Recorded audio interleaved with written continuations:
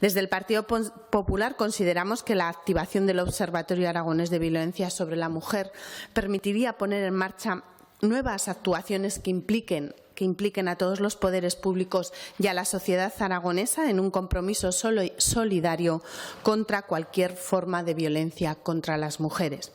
Es de sentido común sacar el máximo partido a este órgano formado por expertos de diferentes ámbitos en materia de violencia de género. Muchas gracias. ¿Votos a favor?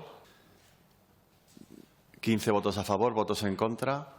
Un voto en contra. Esperamos que realmente este observatorio se impulse, porque aquí en estas Cortes se han aprobado otras iniciativas como es el incremento de recursos tanto económicos como personales de la Unidad de Familia y Mujer para la protección de la violencia sobre la mujer, y eso todavía no se ha hecho nada. El observatorio sería un buen instrumento para poner en marcha políticas y ejecutar ese dinero. El observatorio está formado por grandes profesionales que sí que podían aportar solución a la ley del sí es sí. Y si la soberbia de Podemos no les deja ver la realidad, pues habrá que solucionarlo de alguna manera, pero fulminante. Gracias, señora Hay que hacerlo. Gracias.